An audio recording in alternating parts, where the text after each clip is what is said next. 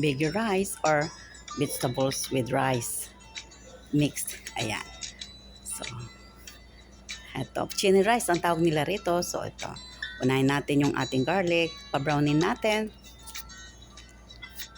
para mabango siya. Tapos, ilalagay natin yung ating onions. Ayan. Siyempre, palagi, alam nyo, palagi ginigisa ko talaga mabuti yung mga yan para masarap talaga. Tapos, yung nakita nyo yung nilagay ko, yung ating cardamom yan. Tapos, yung black peppercorn yan. Mga konti lang, mga ilang pieces lang siya.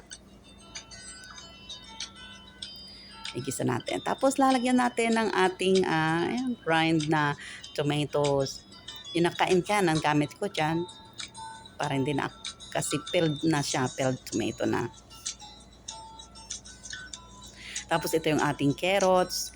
Tapos yung ating green beans at yung ating, yung stock ng celery. At yung ating corn. Yan, iluto natin. Kasi halo natin yan mamaya sa ating rice. So, iluto natin. Tapos ito yung mga ingredients. Yung ating black pepper na powder. Tapos yung ating yung chicken seasoning. Tapos yung ating turmeric para medyo mag-yellow na din naman. Tapos siyempre kung may pampasarap kayo, dyan nyo na isabay. O diba? Hindi ko pinapakita. Tapos, ayan. Yan, importante ito. Ayan, dahon ng onions or onion leaves. Mamaya gagamitin yan natin sa pang-toppings or ihalo natin na doon sa i-mix natin na rice. Yan, tikman naman natin.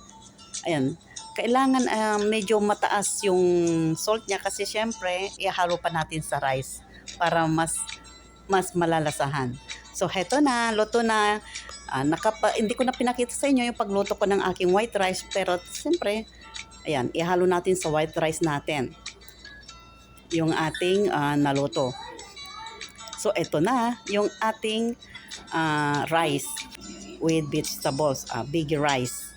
Yan, chini rice ang tawag nila rito. Ayan, na yung ating rice. Ang sarap niyan.